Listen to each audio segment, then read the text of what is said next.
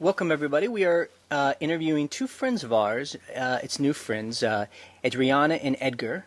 But we actually met you guys this spring.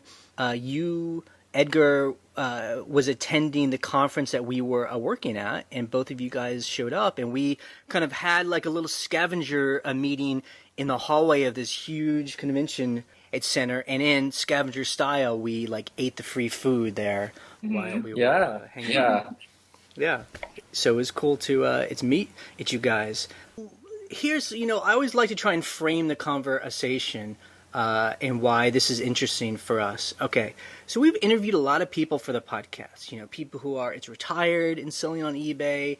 Like middle-aged people with small kids. Young people with small kids. But this is a first. It's for us. You guys are kind of young parents who just sent two very smart kids to college. And you're only like in your mid-30s. And I just want to say huge congrats to you.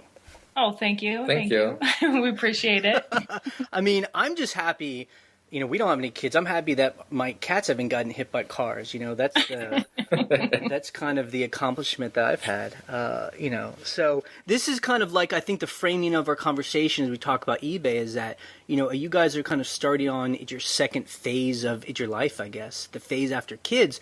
But you're still really young, and that's interesting. Yeah, we're excited and seeing what's going to come next for us, and really diving into our eBay. Because we were both working full time and doing eBay on the side, and still making pretty good money.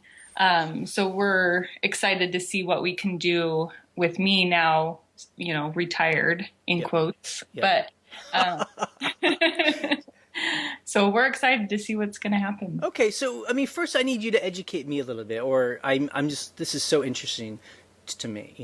I spent my 20s kind of a mix of wandering, fooling around, educating myself, just all these things, not always being very responsible. You guys had to be responsible pretty young. What was that like, raising kids at a young age like that, and having to be on so young?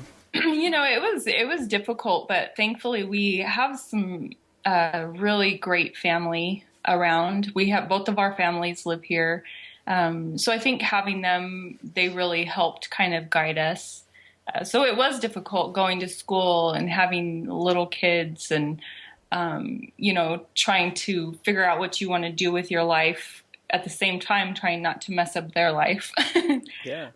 So, we feel like we never got that chance to be those crazy teenagers. So maybe now we'll get the chance to be crazy 30-somethings, It might even be good that you guys didn't waste your time being crazy teenagers. I don't know. I think that's a little bit overrated, in my opinion. So Edgar, for you specifically, what was it like, being a young man who had to start being responsible so young? It was a big change. Just right out of high school, got a full-time job. And it was nice that the job I got, they offered tuition to where I wanted to go to school. So having two kids, a full-time job, and then having to go to college at night. So it was a full-time, basically a long day for a while there. That's what I had to do for a few years, and then Rihanna was staying home with the kids at that time, right? Yeah, I stayed home for a couple years and babysat, like in-home daycare, and then I went back to school. I don't know how much of this was kind of just happened by chance or if you planned it, but it was kind of smart. It sounds like you guys had two kids together close, and so now they're both in college, kind of right by each other, and instead of like spreading it all out where you have kids over a series of 10 years. That seems kind of smart. Yeah, it wasn't, neither were planned, I could say. But, I tell everybody, it's like our kids are 2.5 years apart, and it was perfect. Yeah. We had a boy and a girl, and, but we have friends whose kids are going to college now, and they just had a baby. Oh, my God. And that's, oh, no way. Not start over. Yeah, we want to start over. That's crazy to me. I'm like, oh my gosh. But yeah, it's been, it's been tough, and, it's made us, our kids are very independent. We were very independent as when we were young as well. And I think it's really helped our kids, it showed them that they can be independent and, Now, I'm 43, and as Ryan is, I think, about your age, 36, if that's okay to say. You know, if we were to have kids, we would be those, kind of typical parents these days, like the older parents, first having a kid. Can you imagine being your age now, having a little child? A No, baby? no. I always joke with people that, physically, just because I do have some autoimmune issues, that physically I probably wouldn't be able to do it now. And, Wow. but, so I think that's probably, it was a blessing that we had him so young. Yep. But, I think there's a benefit to having him when you're older as well, because you really have got to live your life and, are maybe more financially stable. And, so there's definitely pros and cons to both. Right. Yeah, I mean, there's obviously no wrong way to do it as long as that you love it's your kids and do the best that you can do. Now, I don't want to, stay on the topic too long, but I think this, number one, it's interesting for me because I know nothing about being a parent. And number two, just because I think it helps create like a good foundation for when we talk about selling on eBay. If you imagine a movie about the young couple, teenagers having kids, you imagine the parents, a lot of drama, everyone's upset, why this happened. Is that what happened for you guys, or was everyone like, okay, cool, let's all raise kids? It was interesting on both sides of the family. I was 18 and you were 17. 16, 17. Yep. 17. So it was basically a shock on both sides of the family, but it wasn't, once we got through that stage, then both of them were understanding, then they helped us. And it was nice that it was the first grandkid on both sides of the family. So everybody was happy. Now, would you mind sharing that moment when you told it your parents? I mean, like, I would love to hear that. Like, what was that like? I bet that must have been the most intense experience of your life at that time. So for me, I was in high school and I was working as well. I was working, after I got off school, I'd work until like 10 at night. And then, and I was having morning sickness really bad. And so pretty much all the time I was throwing up all the time. I lost like 15 pounds, I think. And my mom said, she was joking, of course. And she says, "What are you, pregnant?" And I said, "Yes." Oh, wow.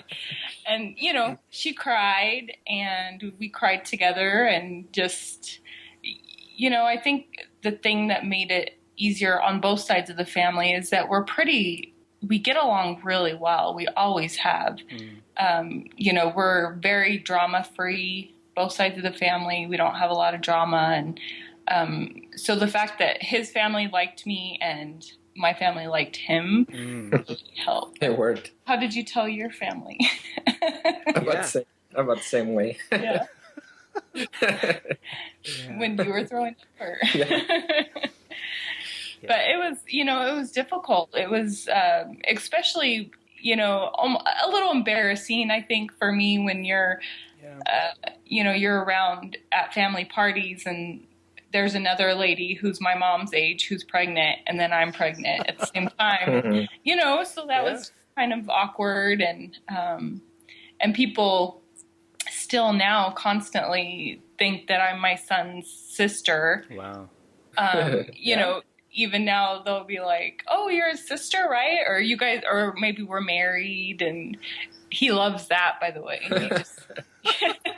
Yeah, I mean, I think that's, the typical idea is like, oh no, you're so young having children because now you're not going to be able to go to school, get a good job. And that's why I love this story is that you guys, and it sounds like with the help of your family, were able to do all those things, and that's really awesome, I mean, there are a lot of young parents, teenage parents that, those stereotypes do come true where, the kids don't get, that's the amazing thing too, is that you guys were so young, that you guys still ended up enjoying each other's company even, because you guys were so young and probably didn't even know it yourselves that well anyway back then. Yeah, it's true. We laugh. I'm like, you've known me longer than, we've lived together longer than we lived with either of our parents. Okay. But again, I think, we were both very mature, even as teenagers. Edgar always had a job, from when he was young, he would go work. And then I was always babysitting from when I was like 12. So we were pretty mature for our age. But you're right. I mean, we see people all the time that we've grown up with who had kids around the same time. And, they've got 3 different kids from 3 different dads. Right. And kind of chaos. And gratefully, we didn't have that. And, I mean, plus the fact that you guys sound so healthy. I mean, I know people who had kids very young, and they have a lot of trouble when they get older because they haven't been able to like get to know themselves, and they're putting all their time into their kids, and it's resentment, and it sounds like you guys don't, or at least have gotten over any of that stuff, and that's awesome. Yeah, I think one thing for us that was very important is that we really are a couple, and we put that, that was very high on our list to be a couple and, take time for ourselves. Mm-hmm. So we definitely always took time for ourselves, and we still do. And I think that helped when the kids went to college. It's kind of normal for us to be alone together for a long period of time and still get along really well. And we're both pretty chill, we don't fight. We just kind of say what needs to be said. And, so it's good. I mean, so both of your kids are now in college. Your youngest one just started this year. Is that right? Yeah, we just dropped her off 2 weeks ago at the university in Idaho in Moscow, Idaho. So you guys have, oh yeah, and by the way, I just want to let people know, you guys live in Idaho, which is really amazing to me. I never imagined what it must be like to live in Idaho. It's like that part of the country that I don't know if a lot of people think about, Mm-hmm. We're in the corner that nobody talks about. The corner of Idaho that no one in Idaho talks about. But it's beautiful over here. It really is. And, it's gorgeous. We love it, although we'd like to go somewhere else someday. But yeah, no, I mean, we're big into living in a rural or areas of America where people don't really think about it. I think that's smart, because I bet the quality of life and the affordability is probably really good. It is. Mm-hmm. So now that having your kids are just now both in college, are you guys having that empty nest feeling, or is it like they're gone? All right. It's a big adjustment. I mean, even for cooking, like, I was used to cooking for 3 or more people all the time. And now I'm like, should I cook that? It'll be too much food for the 2 of us. Oh, let's just go out. Or, So some of it is laziness and some of it is... No, don't think of it as laziness. Think of it as like, this is what you earned, This is like the life. This is what Ryan and I do every day, You can do what you want. Figure it out. I think for me, it hasn't really sunk in yet, just because we've been so busy trying to get the house prepared to put it up for sale, and now preparing to move, and then we're renovating our rental to move back into.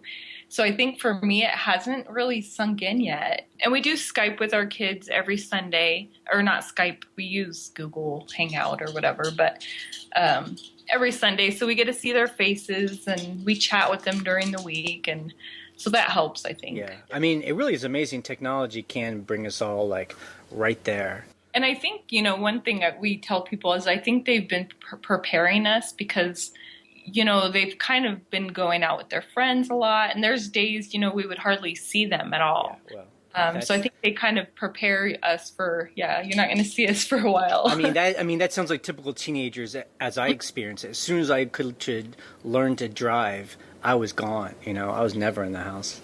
Yeah, our son is definitely a little different than our daughter. They're kind of opposites. He was very outgoing, and she's a little more reserved. So she would be in her room most of the time, drawing and doing. She loves drawing. So, cool.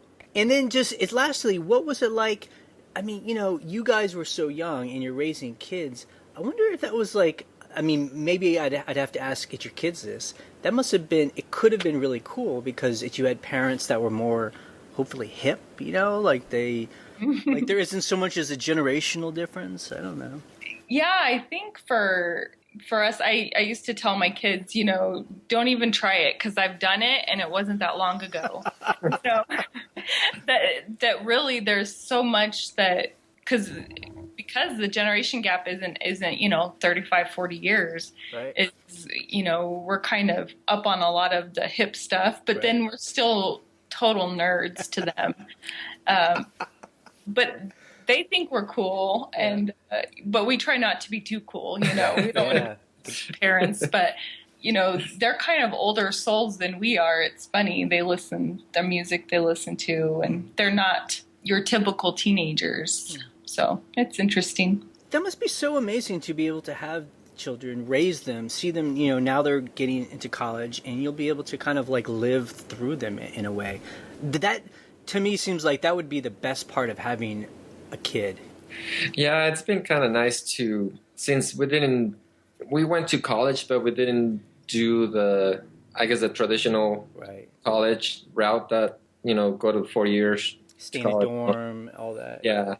So for us, just kind of learning the process on how to apply and how to look for the living arrangements and all that. So it's been, I guess, learning experience for us. But like you were saying, it's being able to just enjoy it with them, just kind of like choosing everything and being able to actually take them and help them set up their dorms and all of that whole experience.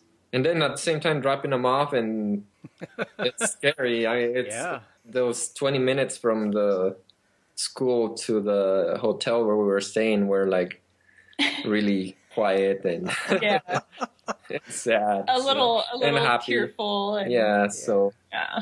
But yeah, just the whole experience has been great. Yep. I think the thing is that you really raising a kid, you wonder any little thing that you do, is this going to affect them later in life, or you just don't know. And so I think it's good. It's a good feeling to know, okay, yeah, we did all right. We didn't screw them up too much. Well, it's like I said when I started this. I think you guys it's just big congrats, like that's it's milestone. Okay, so let's talk about eBay, kind of mixed in with this next start. So, Edgar, when we were talking in Austin, on the floor eating food off of, paper plates, you were saying that you've been selling on eBay on and off for quite a while. I have. I guess I had an account since 2001. At the time, I started doing like a lot of informational products and stuff like that, just so I could learn how to do it. And then since I'm a web developer, I also started selling my web developer services on eBay. Wait, real quick. So you mean you were watching tutorials and stuff like that to learn how to do eBay? Well, no. Back when I signed up, you could sell a lot of products like ebooks and software and stuff like that you didn't have to have a physical product. So it was more like information. So you would sell like I'll make you a blog or something, ebooks like that and software and services. And for me, it was web development services. Mm-hmm. And I still do that. I still do that on eBay, but not as often. That's how I started back in 2001. So, but it's, I haven't been active since then. And since, I guess, the last few years, I kind of just lost track and didn't do it anymore until Rihanna really got into it and got me back into it. Well, okay, so now before we kind of talk about its current implementation of eBay, you guys have both always worked full-time jobs. So how are you fitting in eBay into your full-time work, or how do you do that now? Generally, it was just kind of a couple hours here and there after work. And especially, having young kids, you really have to delegate your time and figure a good time to do it. But so definitely just a couple hours here and there after work, weekends, I started selling, I think I've had a account for 15 years as well, and just doing a little bit here and there. And I kind of was doing Coach purses, selling those. I would go buy them at the Coach outlet store and sell them online, and just make some extra money for traveling. And and then it kind of ramped up from there. And so have you been doing that? So both of you were on eBay, but you had separate accounts and worked on it in different ways? I mean, is that right? Separately? Yeah, he didn't really understand what I was doing, and then in turn I really didn't understand. I mean, you understand, but you're like, I don't get it, whatever. Yeah. So we're both kind of doing different products, and we still are. We both still have separate accounts, but he definitely helps me out a lot more, understanding what to do and the processes of how I like to do it. Yep. Yeah. I think this is interesting, Edgar. So did you sell so basically I could go and buy a service from you. And I've only done that once on eBay. Like we went overseas and I had to get my phone unlocked and I could pay this guy, I think it was $3. I would send him the code on the back of it's my phone and he unlocked it's my iPhone. It's great. I mean, is that the kind of thing it is where someone pays you and then, I mean, how does that process work? Because there isn't a physical product to send somebody. Well, yeah, that's basically what I do. I mean, the service that I offer are either do a full website design or even just, if someone needs an image changed on their website or if they're having an issue with it, then I have a couple of listings that are hourly. So I charge an hourly rate. So the people that are interested, they send me the information or the details about what they need done on their website. And then I go back and give them a quote, basically, I can do that in a couple hours. So then they go and buy 2 hours from my listing. And does eBay, I mean, is it a good process on eBay? Because normally they want to see like an item got shipped and, how does the person say he did a good job or this is done? That's one thing that eBay doesn't do a good job as far as the services category, because they still require for you to add tracking information on services on the services category. How do you do that? What I do is I just set the listing, or once I'm done with the work, I just set it as chipped. Oh, okay, gotcha. And then I don't know how it works as far as adding tracking information, because I never do for those items. Yep. But I'm assuming that the seller gets a message asking them. I mean, the buyer gets a message asking them if the product was received or the service was received. And have you had any bad experiences with people who are just not very honest or who are just not very nice people, and they're like, "You didn't do the work that you said," or "I want more work done," and I did have when I started doing this, I was trusting people a lot. So they buy an hour, and then I would do the work, and then since we're communicating through email, then they start adding more stuff to the request and say, "Oh, I need to do this, I need to do this, I need to do this." So then I would be, okay, since you already paid for 1 hour, it'd be like 2 more hours. But I would do the work and then they'll be gone and they never pay. So wow. But that only happened to me once or twice, and this was a long time ago. Okay. But nowadays I get paid before I do any work. Good. So setting boundaries, we had to learn that too, right? Yeah. Now, and one last thing, and then we'll kind of talk, because I think this is really an interesting part of eBay. We never talked it before. I know people that do web work as well, and they might have jobs and they'll do side projects, but normally they're doing it through kind of word of mouth or locally. I've never heard of anyone actually do it on eBay. I mean, what made you think of doing that? I mean, it's really smart to put your service out there like that. I was just, I found that category. I can't remember how I found it. It had the services category. It has graphic design, web design, and then stuff like the one you were talking about, like iPhone, unlocking and all that. So when I found it, I just thought about nobody was offering the web support services that I do. So at the time, it was a really good opportunity, and it still is. I mean, I'm not as busy, and I don't get a lot of requests, but it's still once in a while I sell a few items. So it's not something that I would leave my full-time job for, but Yeah, but I mean, but it's cool. It sounds like you're a young father. You have a full time job, and then you're making money extra. I mean, come on, that's how it works. yeah, it works. It works. It gives us some extras to travel, save for travel or whatever we need it for. So Now, is that how the two of you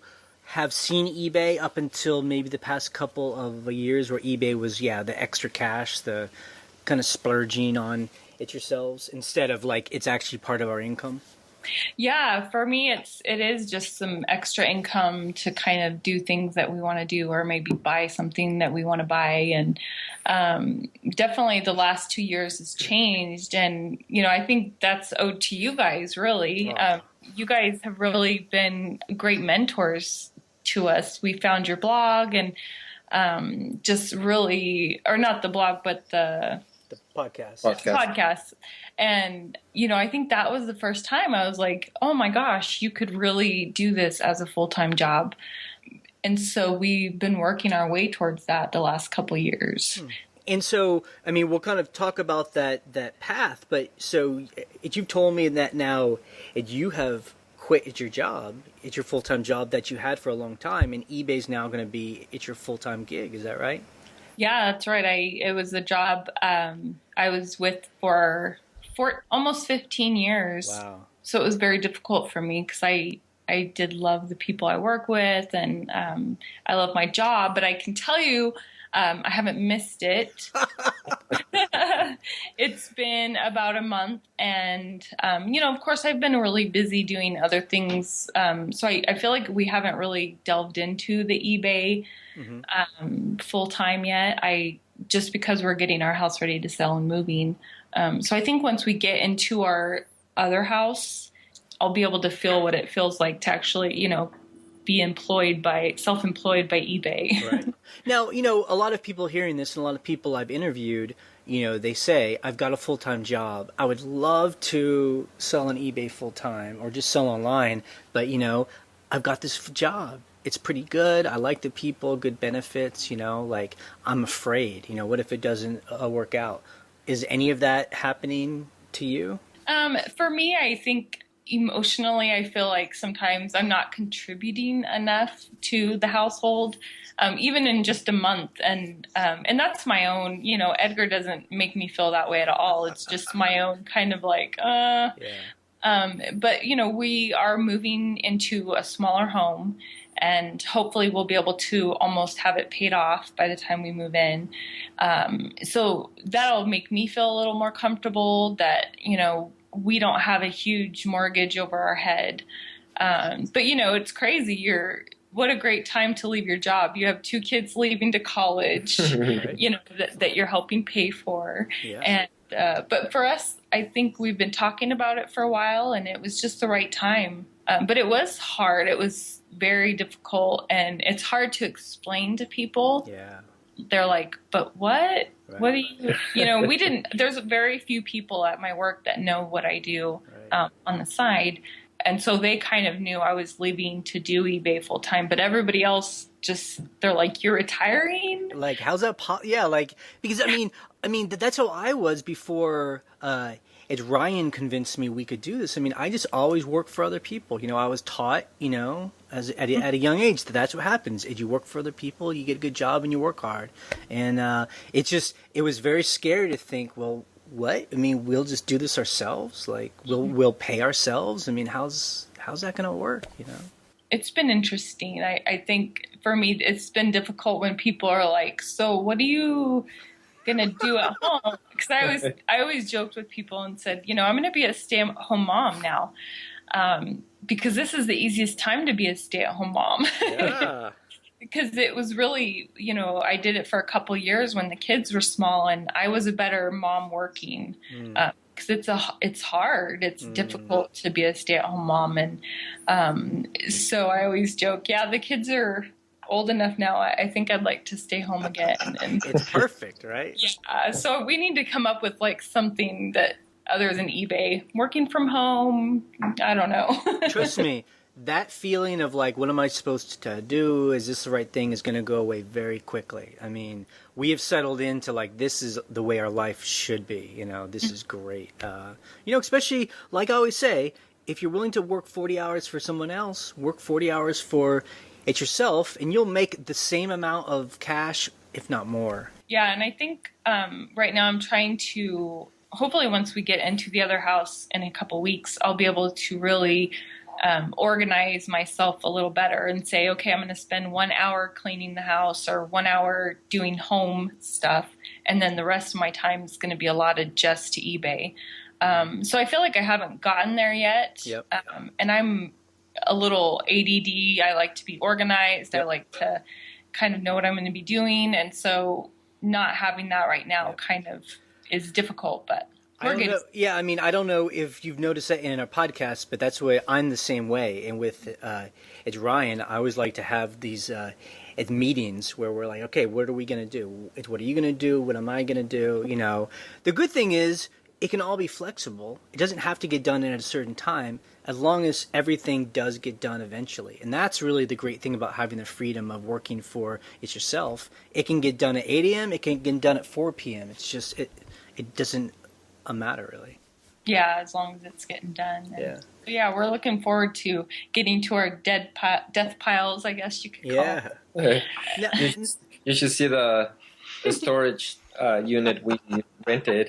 It's full of TBL, to be listed stuff. Yeah, TBL. I have all these boxes. So I packed it all because, and really the story to where we got all this stuff is we went to, I think, 3 auctions of antique stores that were going out of business. And we literally got carloads of stuff. And so it's kind of been sitting in our garage and in our office. And so I've packed all of that stuff and I put on the boxes TBL, to be listed, eBay. And I have my eBay tape that I use on it, you know. Yeah. So I have a lot of work to do. Well, I mean, that's good because when you're at the point where you're ready to begin, you can just put your head down and do it and figure out a process. Mm-hmm. Edgar, before we kind of talk about the eBay process, you know, so you're holding on to it your full-time job, is that correct? I am, yeah. And what was the process in with you and her talking about she's going to leave her job? Did you guys run the numbers? I mean, like, what was that conversation like? Well, just listening to you guys, some of you guys' podcast, and then, you know, we talked about this on when we were in at the convention, that living a minimalist life, we don't want the car, we don't want the nice car, we don't want the nice big house, and just, you know, not having so many expenditures and all that. So we talked about just trying to cut down on basically stuff that we don't really need. Yep. And Rihanna was just busy with her full-time job and just trying to get ahead with her eBay business. And then we were always talking about someday. And then finally we were like, well, there's not going to be someday, so we might as well just do it. Mm. So the plan is to, you know, Rihanna work at it full-time. And I know she'll do good because she already does. So, I mean, she does really good working part-time, just a few hours a day. So I can't imagine how she's going to do when she's at it full-time. So, But my job provides the security and the medical insurance and pension and all of that. So I'm going to be staying on this for a little longer. So had part of that conversation been, you know, do we want to just retire when we're 65 and enjoy our lives, or do we want to do it now? I mean, is that what the kind of conversation had been about? Yes. I mean, and I'm not, once I see that Rihanna is really happy making lots of money, I'm going to be like, I'm going to quit my job too. So, yeah, the plan is to, you know, get a nice cushion to financially to where I can actually quit my job as well, and maybe just do eBay with her and do my my web development on the side as well. Right. So You can still do the work that you do, the web stuff. You could just do it at your own on a contract its basis. Like that's kind of what we do. We still do our kind of tech work on top of eBay, just not having to put in hours specifically for any one person. yeah, it's one of those I guess careers that it's flexible enough that you can do it from anywhere in the world, basically. Yeah. And that's one of the things too, that we want to have the be flexible with our time and travel some more. So eventually that's what the plan is. Okay, yeah, I do want to talk about the master plan, because when you told it to me, it sounded very exciting. But let's talk specifically about eBay. So how does the store work right now? I mean, like, is one person kind of in charge of it and the other person is the helper? Like, how does that work? No, we both have separate stores, basically. Edgar is actually, the way he does it is way different than mine. So I'll tell you the way I do it. Yep. I'm basically selling used items that I like, kind of the vintage, cool, antique stuff.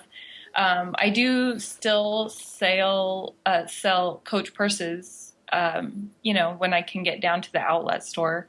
We don't have one near us, so it's in Vegas. So every time we go to Vegas, I kind of get like 4 or 5 bags, but it's not really as fun as all the other stuff. So real quick, how much does like a brand new Coach bag cost, and how much can it sell for? So I would buy them. I'd get coupons in the mail. Like, you can get them at the outlet store. They'd be on clearance, and then you get 30% off. So I could get them for, $90 and sell them for $300 or $400. What? Yeah. I mean, so could you go in there and just buy 100 of those bags? You could. I mean, you would see people there buying. They would literally have like 10 bags on each arm. Wow. But for me, that was too much of a risk. Yeah. I knew I could sell it, but they're bulky. They're kind of, you have to really take care of them. And so usually when we go, I'll buy like 3 or 4 bags if I get a really good deal. And the Coach store, I mean, they must know what people are doing. They don't care. They're like, yeah, go for it. They don't. I don't know. They've got to know, because why would somebody buy 15, bags? And we've been talking about on the blog recently about companies like Coach are being very strict. They'll like flag things for being counterfeit when they aren't. Have you ever had any of those problems? Yeah, I did have. I don't think it was Coach. I think it was some other a makeup I was selling. That was flagged. But for Coach, I haven't had any issues. I've only purchased from their outlet store, which is True Coach. But I know from your guys' blog listening, and people really, they sell a lot of fake stuff. So to me, I would be worried about, buying fake product. But Coach purses are probably at the low end of the fancy purses. They're not Louis Vuitton or, those really expensive ones. But generally I have it in the wrapping. I keep it. Sometimes they come in a box. So yeah, they sell okay. Yeah. They take a long time sometimes, but I would rather buy something for $2 and sell it for $200. Right. And because I guess maybe there's part of the hunt and the involved, because it's I mean, that's what we enjoy, is the hunt of finding those weird items that no one else finds. Yeah, I think we're getting better at it as well, because at first you kind of buy this crap that you're like, this is kind of cool. And then you get home and you're like, yeah, it's not cool. So I think we're both getting. Edgar still needs a lot of work, but I'll be like, no, put it down. We're not that. And so we're both getting better at it, just kind of not having, because before we would look at our phones quite a bit and, is this something that sells? And now we just kind of go with what our gut feeling is, like, hey, this is cool, let's just buy it. And so other than, buying those Coach bags, I think I cut you off halfway through. So are you also going to thrift stores? And I think you said auctions. Like, how are you buying all the other stuff? Yeah, thrift stores, auctions, yard sales. I think I prefer auctions. We've had some really great ones this last year. Thrift stores are, the pricing has really changed in the last 2 years. Where you go in and you're like, are you kidding me? They're asking $35 It's for like a retail store. Yeah. Yeah. And I get it, good for them. Good for them. But then you feel bad for the people who actually are going in there because they need a good deal. Now, yeah, now, generally- we've heard from people, so we're on the East Coast, and people are always like, oh, the East Coast, that's where all the old money is, and there's, a lot of history and a lot of deep, inventory. Whereas if you're on the West Coast and maybe like in Idaho, there isn't that rich history. Do you find that that's a problem going to thrift stores and yard sales? There isn't as much kind of stuff to buy? Yeah. Yeah, it is definitely a problem over here. And I think, I really envy people on the East Coast because really that history is there and just, you find a lot cooler stuff. And here, we still find some cool stuff at like estate sales and whatnot. But yeah, it's not the really antique stuff or things that have a really cool history. But hopefully soon we'll start traveling a little more and getting different things. Once we go, like this weekend, we went to this old mining town in Oregon, and there was some really cool stuff over there. We didn't get a lot of stuff, but there was a lot of like old tools and stuff like that. But once you get into those little towns, up in the mountains, and sometimes they have flea markets or you see estate sales. So those are the ones that we're going to try to make it more. Mm-hmm. I love those, where the places where there aren't a lot of people going to them, and those are fun. Now, you did say something that I think is interesting, that you really like going to not thrift stores or flea markets so much, but auctions, that you really like those. A lot of people seem very, nervous and scared because, people talk fast and there's regulars and it seems very daunting. Why do you enjoy them? I'm kind of a regular now. Yeah, I'm a regular now. And I've never been intimidated myself. I could see how somebody could, but for me, I'm kind of a strong-headed person, and I just get in there. And we've bought things that we shouldn't have. Of course, you get into that feeling, swept up into it all. This item. This is mine, and you pay too much for something. But I think we've really found that, man, there's not that many people who are doing what we're doing here. And so, when we buy literally a car full of stuff, people are like, what are you doing? I mean, can you expand on that? Because I think people, we mentioned that going to auctions and we can fill up a whole car for sometimes $100, and I think there's people who listen to us that might not believe that or understand that. I mean, explain how that works, like why that's possible. Well, what they do is they'll usually start with one single item. Like some of the bigger items they'll do separately, and then sometimes they'll go to a box lot. So everything in this box you can buy. And then a lot of times if you really stick around till the end, that's when you get the really good deals. Like you'll sell like a whole table of stuff. A table. Yeah. So like we were just at one recently, and I got the whole table for $40. Amazing. And it wasn't just one, it was like 3 tables, right? Yeah, they just wanted to get rid of everything and start cleaning up. So. Yeah, and there was like 5 people there, and so I got it all, and one item I sold for $100. Yep. And to be fair, sometimes half of that stuff is going to be kind of junk, but some of our best finds are like the little tiny things. We just sold a matchbook for over $120, and it's one of those things that was in the bottom of a box. Mm-hmm. It's true. And it's, again, like you guys were saying, it's kind of fun to get a box and you're like, what's in here? Yeah. And, not kind of knowing. But I think they've been we really focus on those. And I think that's what we're going to continue to do is during the summer, we have 3 auction houses around here that will really focus and kind of follow them around and just get a lot of inventory. That way during the winter when it's a lot quieter, we'll have time to just put our heads down and go. But I mean, really, you can get so much for so little. Yeah, I mean, almost too much. I mean, that's Yeah. why we end up with these piles of stuff because you could easily go every day and buy stuff, and there's just so much. Yeah, there is. There's a lot, and we donate a lot.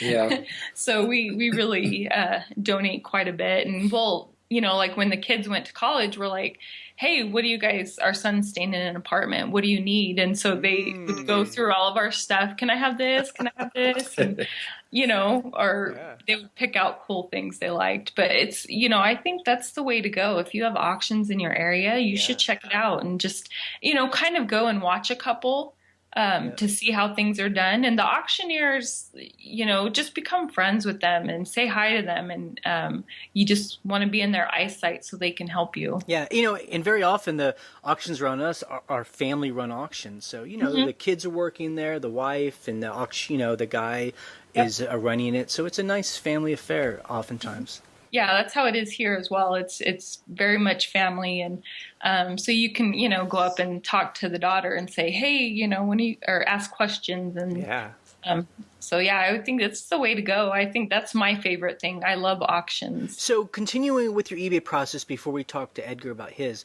so then everything comes home, and then how do you photograph it and list it and all that stuff? Photographing, we've been trying different things. I wish we had it as easy as just put it on a table and take a picture, but the lighting in our house just isn't set up good. The pictures weren't turning out like I wanted, and I'm very picky. So Edgar made me a little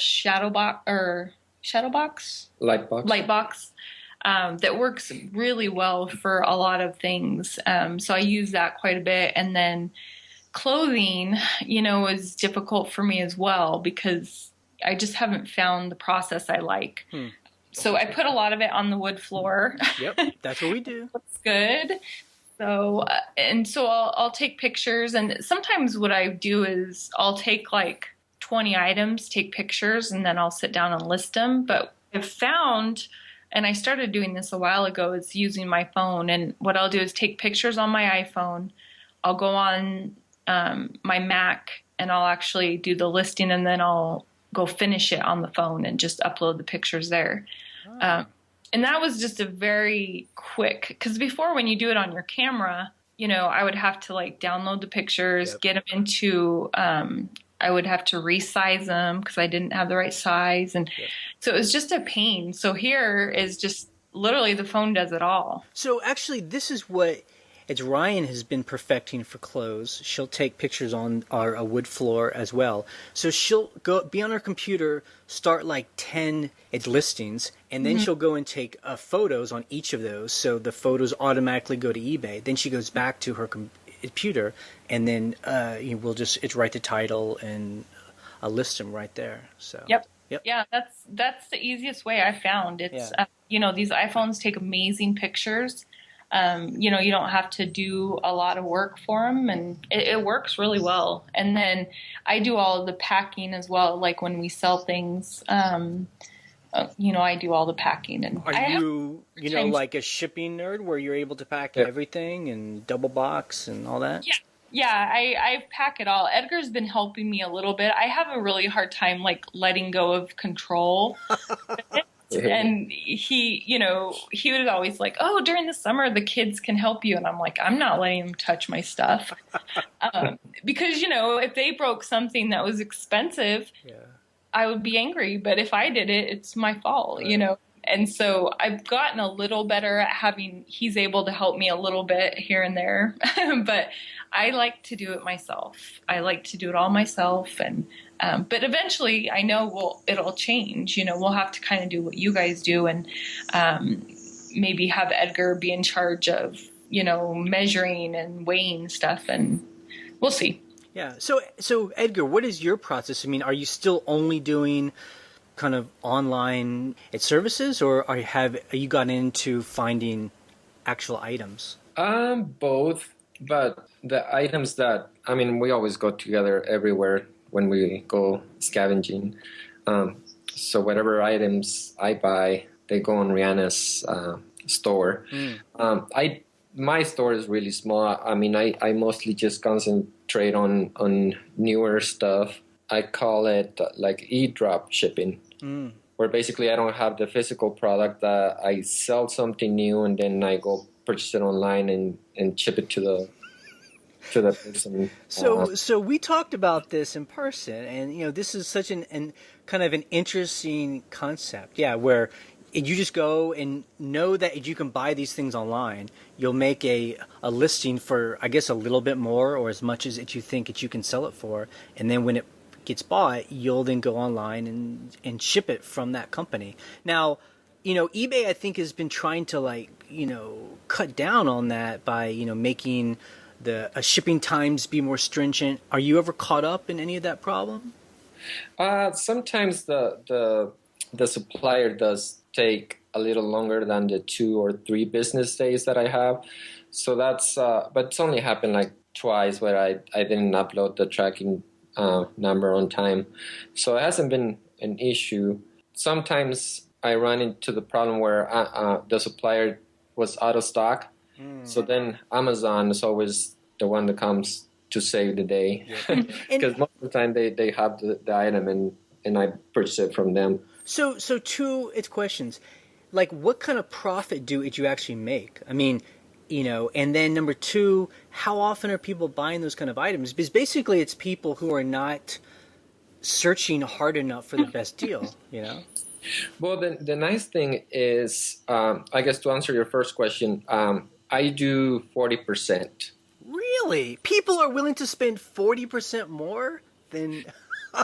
And then to answer your second question, it's more about the global shipping program. Because a lot of the people out of the United States, they can't go to like the Home Depots or the Lowe's or the Bed Bath & Beyond. They can't, those places won't ship to outside of the country. So with eBay, so we're basically the middleman.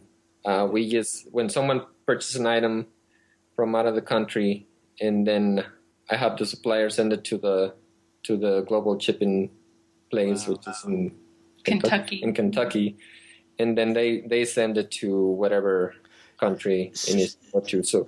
So basically the out of the country buyers are the ones that are purchasing a lot of these items. I mean, I don't know if you can be specific, and I don't want to ask you exactly which items, obviously, but I mean, do you have like a handful of items? Are there like 100 items? Like, I mean, how do you handle your inventory, and which items people overseas are looking for? I concentrate mostly on right now on kitchen. Is it kitchen? Kitchen items. Kitchen items, yeah. And then the other problem is that I don't want to run into. I want to be able to control it so I can go and see the inventory I have.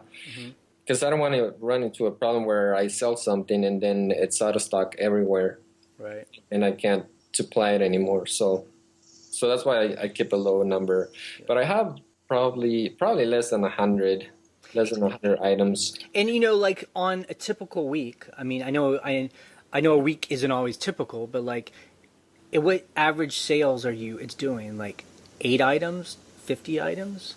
Oh no, I'm doing less than that. I'm doing way less than that.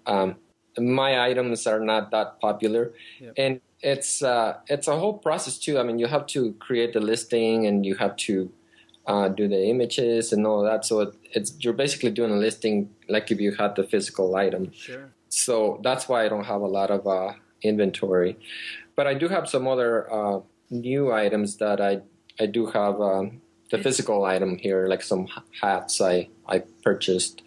So I'm selling a lot of those on my store. So I concentrate mostly on the newer stuff, and Rihanna is doing all the more expensive stuff. Now, and we've talked about recently too about like IKEA. IKEA doesn't sell many of their products online. You have to go to the actual store, and if you go on eBay and type in IKEA, you can buy a lot of its products, and you'll notice those people live right next to an IKEA store, and I bet they do exactly what you're talking about. They're basically just doing a service of they're willing to ship to you because IKEA isn't. It's smart. Yeah, that's a good idea. Maybe we should. If you have an IKEA near you, Yeah, it's like a 3.5 hour drive though. But, Maybe not that close. yeah. He also does some, going back to his hats, it's kind of a test that we tried buying in bulk from a company and then trying to, see if we can sell them all. And it's kind of worked out. Right. I mean, so this is what I wanted to bring up. Is you were saying that as you were going to buy wholesale, be willing to buy a shipment. And I think you were saying you had a contact in Mexico who you were going to be like their person that sells it online. Is that right? Yeah, they did send us a shipment of 100 hats just to try out the process and just for us to see the quality of the product. We got them and we liked them and they've been selling. They've been selling a lot, even in the summer. So I'm thinking that once the fourth quarter kicks in, I think we're going to be selling a lot more of those. And on those we're not making a lot, but it's one of those that is consistent. Yep. At least like a few a week. Mm-hmm. Right. I mean, especially if you can just list it once and then just be done and then just ship them as they come in. Yeah, the issue with this ones was that since they're all handmade, they're all unique. So I couldn't just create one listing for all of them. Well, I kind of did, but then I have, how in some categories you can do different styles, right? Like in the clothing. So I had to do that for a few of the listings. No, and then didn't you say you also have been trying with Amazon as well? Is that right? Yeah, we have a few years or... About 2 years ago. 2 years ago, we started doing what you guys are doing now. We did the FBA, and we still have probably like 180 items at FBA warehouses. But it's just been kind of like in the back burner right now. 2 years ago, for the fourth quarter, we did invest on a lot of inventory. And it was right around November when we sent a whole bunch of toys to the warehouses. And those sold like right away. And it was all retail arbitrage stuff. So I mean, is that stuff interesting to you? I mean, I think it's interesting. I'll hear people say that they experiment with it and it works well, but then they don't really do it anymore. Like, why not just do that all the time? Well, it was a lot of work to go find the items, go scan everywhere, and then what we noticed was that we had to invest a lot of. I guess there was a big investment in financially. Sure. And the return wasn't as big. So sometimes if you invest, let's say you have a 10 Lego sets, and then you send them all to one of the warehouses, that's money that's just sitting there. Yep. That you need basically to keep adding more inventory. Right, like, it might cost you $500 for that, and then it sits there, but then eventually you'll make $300 extra. I mean, I don't know if those were the kind of numbers. Right. Yeah, exactly. The return on investment for me, so the difference between Edgar and I's store, like what he's doing does not interest me at all, like the new products. I think it's interesting his process and how he does it, and it works. But I'm more interested in the kind of used vintage items.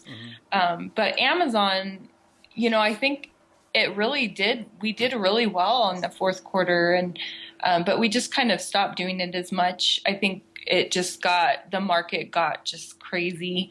They started raising their prices and just everything. And the fees as well too. They were eating our profits a lot. Yeah, like you guys have been saying on your podcast. Yeah, it's like almost half. After all the shipping and the cost to ship boxes in, and if there's any its returns.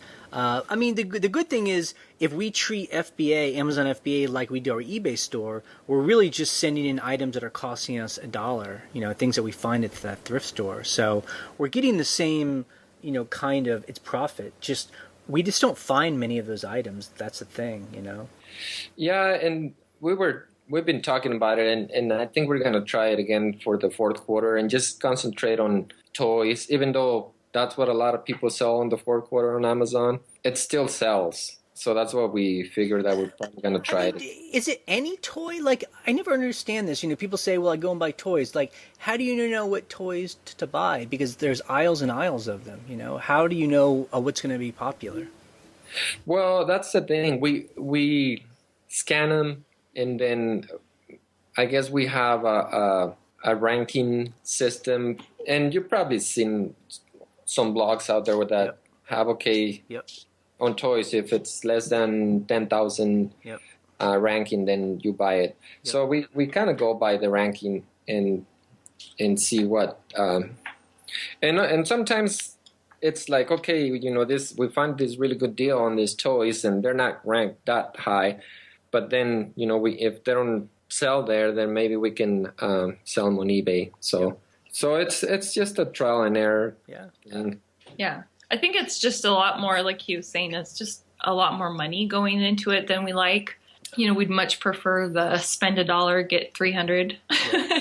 So then, now that you're in the process of going to be working on eBay full time, you're mainly going to be working on the going to auctions, getting the kind of the thrift store, a vintagey stuff and sell that. I mean, is that the plan? Yeah, that's the plan. Just kind of continue on that. And just, what I really find interesting is I'm just a curious person. I'm curious about everything. I like to touch everything and say, what does this do? And so I've been teaching myself a lot about items like marbles and, just kind of interesting little niches that I'd like to learn more about. And I think if you really delve into some of that stuff, you can be on the lookout for stuff. You see so many, like, really, like, just marbles is just crazy. How many different kind of marble? They're just marbles, but and people will spend hundreds of dollars, if not more, hundreds for of them. dollars on a marble. So I think I'm going to continue to kind of hone my skills and keep doing what we love. I mean, that's what I love to do. And Edgar is there to help me. I always feel bad at auctions because I'm buying all this crap and he's like having to lug it all back to the car. And but he does it with a smile, and just because he knows that it's going to pay off for us. And and I'm looking forward to putting my head down and just really delving in. And I'm looking forward to getting on your guys' website too, kind of your forum, and being engaged a little more with everyone. I found it hard to kind of sit down and read through comments before, but now I'm gonna spend some time every day, and kind of take 30 minutes a day and just sit down and kind of glean off the process you guys have and other people have, because like you guys have said, it's the community that you guys have helped bring together is amazing. What we learn from each other, what we learn from you guys, and then what you guys have learned from other people. And I think that just really made it a lot easier for me to be able to say, okay, this is the right move and this is the right time. Yeah, I mean, I think you're joining a very small, dedicated subculture of people, who have chosen to sell online full time. I don't think it's a big group of people in America doing this, and so it's nice to have a place where we can all go to just keep up with what's going on. eBay is always changing. Things are coming up, problems we're solving, so it's good, because if not, you're kind of just stuck alone at home and kind of feeling like, am I doing the right thing, Yeah, and you can, I really hesitate to do any forums. I always like to stay out of forums because it's just a dark hole that you can get into. And so I think really having your guys' community really makes me feel it's a safe community. That's positive as well. Everybody's positive, and that's what I look for. I need positivity and just, people to glean off of. Yeah, I mean, life is too crazy sometimes anyway, so we're just all about solving problems, instead of making more problems. Okay, so let's start kind of rounding this out. So, and I don't know how much of this you want to share, but we were talking about it in person about kind of it's your master plan, and I think it's good to have one. Like, if you are way up above Like, what do you want to eventually do? You guys talked about wanting to move at some point. I mean, Our master plan is to just have the freedom of time to travel, time to go visit our kids. And we are kind of, well, I am getting tired of the cold here too. So eventually we want to move a little south. That way we don't have to deal with the cold so much. It's just when it gets cold over here, we don't want to go out and we don't want to go scavenge, it's scavenging. So because it probably gets cold, like starting November up until like May? I mean, is it that cold? yeah, basically April. And so we have about 6 months that is just cold. Yep. So eventually we would like to. We were thinking Austin or just somewhere in that area. Hey, I'm from Texas, so I can tell you it's a good place to go.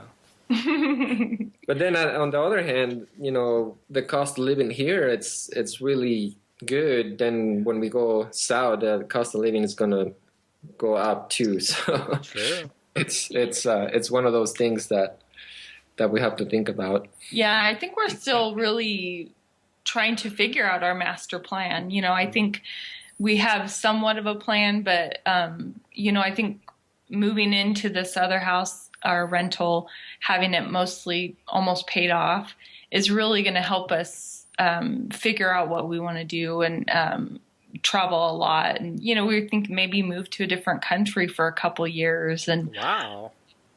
just is something to me. I think that would be fun. And before we have grandkids, which I hope is a while from now, but because I told Edgar, well, once we have grandkids, I'll want to kind of be around a little bit. Yeah. But I think the difficulty with us moving is our family. We have all of our family here. So I think that would be most difficult. But at the same time, that's one of the issues. We'd love to kind of get away from all the birthdays and get-togethers. Like, it's a crazy amount of birthdays that we go to and baptisms, and it's just absolutely crazy. But so sometimes we'd like to get away from that. So we'll see. Our master plan, I think, is just to be financially independent and be able to kind of just do what we want to do and go where we want to go and do what we enjoy. That's the biggest thing. I mean, yeah, I think like what Edgar said, if the first thing is just getting freedom of it's your time, that's a big one. Some people never get that, or not till they're really old. Mm-hmm. And I think in the United States especially, that you go to other countries and they don't work the hours we do. They're way laid back, and like the Italian lifestyle we're looking forward to is going over there and just seeing just the chill. They're not rushed, they're not running around trying to do all this stuff, and that's what I'm looking forward to, just kind of relaxing and spending time with each other and spending time with our family and spending time with it yourself. Like if you're at a job all day, there really isn't a lot of time just to be by it yourself. Yeah, and we definitely have moments we enjoy each other's company immensely, but we also like to be by ourselves and once in a while. Not so often. Now, also, you mentioned people at work kind of not understanding why you were retiring so young, quote unquote. What do your parents and family and it's your friends and even it's your kids think about this idea, or is it kind of not really talked about openly? Well, I think a lot of it goes back to a big part of our decision was my health. I had some autoimmune issues that was making it difficult for me to do the job I was doing. And my family, they know what's going on. Edgar's family kind of knows what's going on with my health. And our kids, when we told them that we were going to do this and doing eBay full time, they were excited for us. They asked some really good questions. I think they're very understanding. Some of my friends, like I said, at work, know, I think there's two people who kind of understand what I'm doing on eBay because they have other friends that sell on eBay, so they kind of understand the process. But most of the people just have no idea, and I don't want to explain it to them either. Just because they're like, but what? Because everybody says, oh, I can do that. Yeah, but you won't. Yep. Everybody says they can do it, but they won't because it's a lot of work. It's not just taking a picture of something, put it online. For us, it's quality. We want quality items. We want quality listing. So anyway, going back to it, it was an easy conversation, I think, for my family and Edgar's family and the kids. I think they were all very understanding, and, I think they're looking forward to see what we do with our next chapter as well. Yeah, I mean, I actually enjoyed the ability to kind of have it's mystery about us, not having to explain, because it's really oftentimes not everyone's business what our lives are like, and they just see us and they just look really carefree, and I'm like, good, That's right. fine. That's all people need to see, Right, yeah. That's right. We're just financially wealthy. We'll just tell people that. We won the lottery. And then the last thing is, so you guys are kind of treating it yourselves and going to Italy in just a couple of weeks, right? Yeah, we, when the kids were little, we both really talked about doing something for ourselves once they graduated from high school and they were both off to college. And I didn't think we were going to get to do it, especially with me, quote, retiring. But Edgar's like, no, we're doing it. You guys have been talking about this for years. Yeah. For a long time. And we saved money, and it's been stressful trying to, the whole thing with the house and then trying to plan our vacation. We're planners. We like to have somewhat of a plan, not down to the minute, but somewhat of a plan. And you're going somewhere like Italy, you really want to make sure you're getting those, hitting those spots. Right. But we're also very frugal. We've got some amazing Airbnbs over there, and we're planning on making our own food and always scavenging. Yeah. For deals. Yeah. It's something that it's funny because it's like everywhere you go, like everything I look at, how much could I sell that for? Yeah. And my mom, like, she got me a Starbucks cup from Austria. And she said, well, you can sell it on eBay if you want, Yeah, our parents know if they give us anything, it could get sold. Right. And that's how mine are too. And they're fine with it, but it's kind of funny. So we're looking forward to it. Yeah, I mean, don't forget too that, we often travel just with a carry-on bag, but overseas you can check one bag in. So what we'll do is we'll stuff a big duffel bag into our carry-on and then fill it up while we're over there, and then check that in and bring it home. Yeah, and that's a good idea. Yeah, we're still trying to figure out what, because we travel really light as well, and so just trying to figure out that extra room where we can pack a few. We want to bring back a couple things for the kids, but we'll just one. My daughter, the one thing she asked for was, the old medicine man hats from Italy with the long nose, the mask. Oh, yeah. That's what she wants. I'm like, oh, is that all? That's cool. So we'll see. There's supposed to be a antique fair in Florence when we're there, so we're going to be checking that out. Yeah, I think that's always an interesting thing going to other countries that isn't America, is just seeing their level of scavenging and where that happens. And some countries they're more. It's more open and celebrated. Sometimes, the scavenging is for the poor people, and so it's interesting to see its differences. Yeah, we're looking forward to seeing that. We've only really been out of the country to Mexico and Canada, so we really haven't been in our scavenger mode. Yeah. So we're looking forward to it. And I guess that you guys could kind of entertain the idea when you're overseas what it would be like if you were to live there for 6 months, Yeah, that's the other thing. maybe do some house sitting over there. That would be nice. Yeah. Cool. Be interesting. Isn't that what Wendy And Mikey? yeah, they do. Do they do house sitting or? I don't know. I mean, their whole thing was they like bought one of those Honda kind of those boxy cars and put like a bed in the back, and they traveled around the country for 6 months, just sleeping in the back of the car and camping out and exploring the country. So Maybe they had somebody house sitting Yeah. there. That's what I was. that's right, yeah. And so when they were away, they had someone taking care of their house, and actually when things would sell on eBay, they taught that person how to ship. So Wow. Nice. Yeah. That'd be interesting. I don't know that I could let go of that myself. yeah, I don't know. I mean, we have a good storage system that we understand. I don't know if I could teach our system to somebody else. Right. It's true. I mean, for Edgar, for me to tell him where something is, like I know exactly where this item is. Right. And for me to I'll just find it myself. So yeah, I get that. I totally get that. Yeah. Well, thanks so much for spending your morning with us. I really enjoyed this. It was fun. Yeah. Thanks for having us. Yeah, we appreciate it. And, again, thank you guys for, you guys do a lot of work.